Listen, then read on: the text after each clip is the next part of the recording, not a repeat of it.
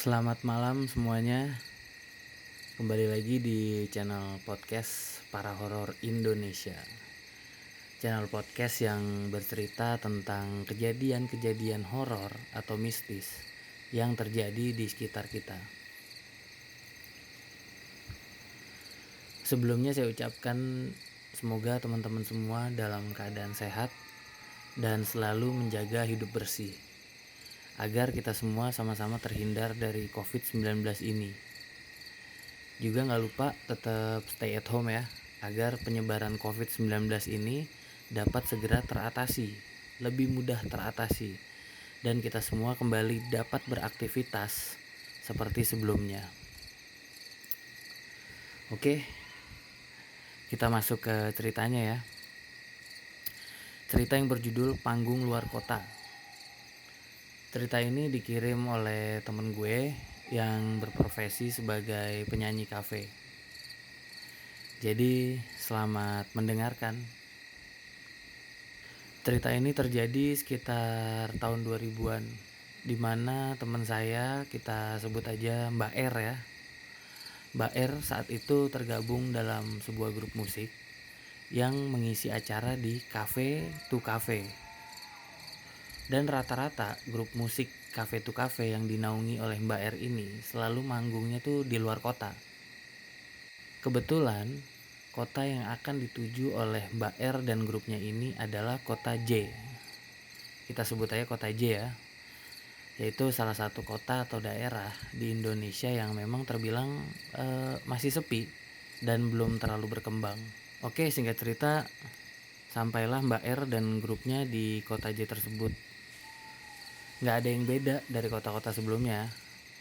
Hanya aja sesampainya di hotel tempat Mbak R dan grupnya beristirahat, Mbak R ini ngerasa kayak ada hawa-hawa yang beda lah. Penat dan kayak merinding di sekujur tubuh. Ya gimana gak merinding, hotel tempatnya menginap ini itu ternyata adalah hotel yang cukup lawas, cukup tua yang ada di kota J tersebut. Jadi bisa dibayangkan ya, hotelnya ini mempunyai desain yang masih terbilang ketinggalan zaman atau kayak gak terurus lah. Tentunya gak kayak hotel-hotel berbintang yang ada di kota-kota besar ya pada umumnya. Setelah Mbak R memasuki kamar yang telah disediakan oleh penyelenggara, perasaan serem dan merinding tadi tuh balik lagi. Karena Mbak R tuh kaget, ternyata kamar hotel yang ia tempati tuh mempunyai ruangan yang letaknya tuh di pojok lorong hotel. Dan begitu ia masuk kamarnya tersebut, itu kamarnya benar-benar kayak apa ya, kayak kamar kosan. Isinya tuh satu TV, satu kasur, dan satu lemari yang terlihat sangat amat usang tuh lemari. Tapi karena udah capek dengan perjalanan ya dari bandara ke hotel, Mbak R pun memaksa untuk ya udahlah istirahat aja gitu. Singkat cerita, Mbak R pun terbangun dengan kondisi kepala yang katanya tuh pusing banget. Dan tubuhnya itu kata dia berkeringat banget gitu. Padahal AC-nya di kamar itu udah di setel full sama dia. Lalu dia cek HP-nya, dia lihat jam, ternyata baru pukul jam 8 malam. Mbak R pun mencoba menelpon teman-temannya untuk minta izin gak ikut check sound karena kondisi badannya yang ia rasa tuh kurang sehat gitu. For your info ya, sebelum band manggung itu biasanya mereka harus check sound kan. Nah Mbak R ini izin untuk gak ikut check soundnya karena badannya gak enak dan dia lebih memilih untuk isi tenaganya dulu aja deh, istirahat biar nanti malamnya jam 11 malaman manggungnya tuh bisa lebih prima katanya. Nah di sela-sela dia istirahat ya dia nyalain TV lah agar suasana kamarnya tuh nggak sepi katanya. Namanya dia udah di lorong, di pojok lorong kamarnya, terus sendiri lagi, jadi dia nyalain TV biar keadaannya nggak sepi. Nah sambil dia ngerebahin badannya, Mbak R pun apa ya, kayak bingung gitu, kok matanya tuh kayak ketarik terus ke atas lemari, ya padahal di atas lemari itu nggak ada apa-apa gitu. Terus Mbak R pun berusaha cuek dan ngelanjutin nonton TV-nya itu. Nah, di sela-sela ia nonton TV, tiba-tiba channel TV-nya pun pindah sendiri. Nggak dia pencet, tiba-tiba channel TV-nya pindah sendiri. Kaget kan, siapa yang gak kaget? Mbak R kaget lah, kok bisa, kata Mbak R gitu kan. Akhirnya dia coba berpikir positif, mungkin kena tangan atau apalah gitu, dan mindahin channel tadi ke tayangan yang ia lagi nonton pada saat itu. Nah, gak selang beberapa saat dia sedang nonton lagi, channel TV-nya tuh berpindah lagi dengan sendirinya. Ya, alhasil kejadian ini bikin Mbak R mulai takut lah ya, dan gak bisa berpikir positif lagi karena udah 2 kali kejadian, dan Mbak R ngerasa dia gak nyenggol dan bukan dia yang mindahin channel TV tersebut, dan dia udah mulai ngerasa ada yang gak beres nih di kamar ini gitu. Dalam hati Mbak R pun mulai nyebut lah ya sebisanya dia gitu, sambil coba telepon temennya apa bisa ke kamar untuk nemenin dia gitu, tapi nggak ada yang ngangkat temen-temennya ya, mungkin karena masih cek sound kan ya, suara gitar, suara drum kan berisik, mungkin nggak kedengeran jadi nggak keangkat.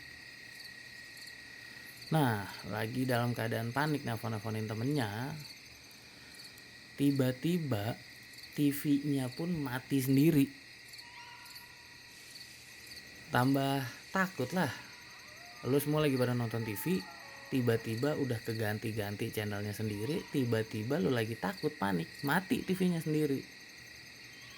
Mbak R tuh waktu itu tuh bilang dia benar-benar ngerasa kaku banget, bingung, pengen lari keluar dari kamar tapi nggak bisa, karena katanya kalau lu ada di posisi itu lu bakal lemes dulu lah, kita kayak pasti akan kaget tuh, pasti kita lemes dulu, nggak bisa bergerak gitu.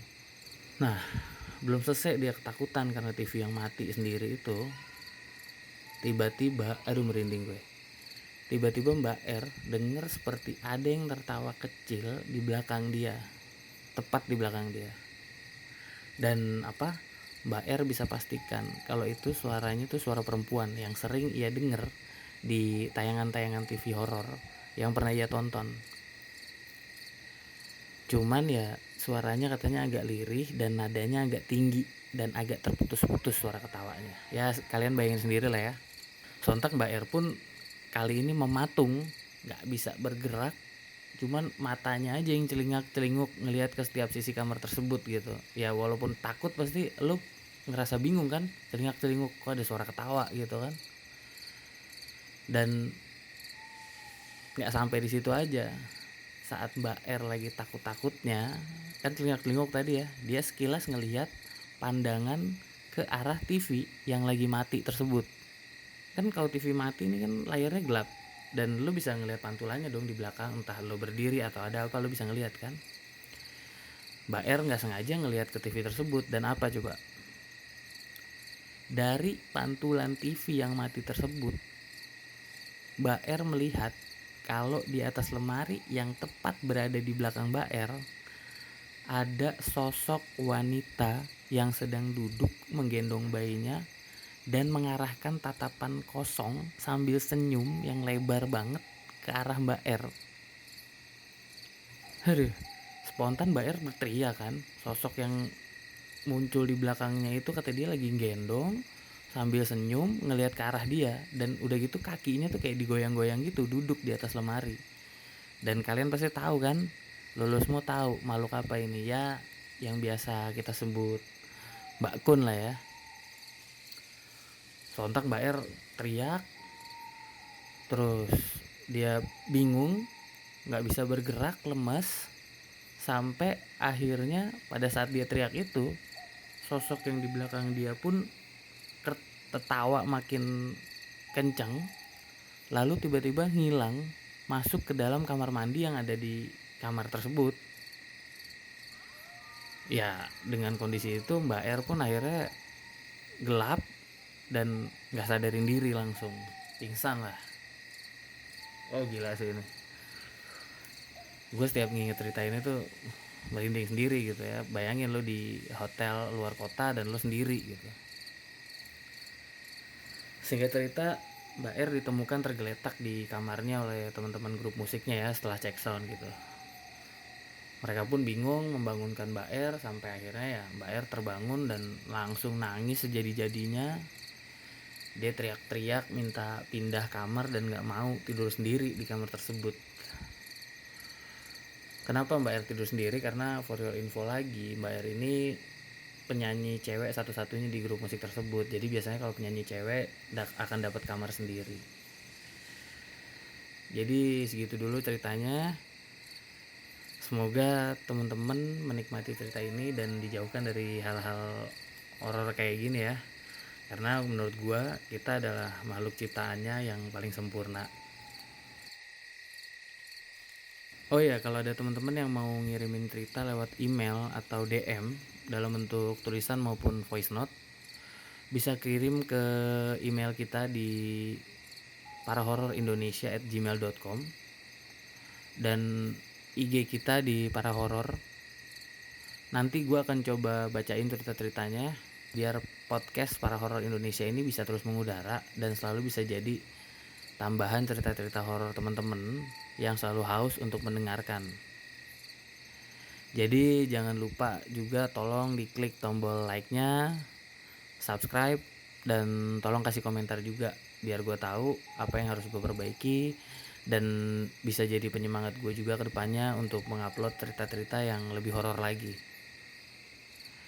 Terima kasih telah mendengarkan Para Horor Indonesia. Selamat malam.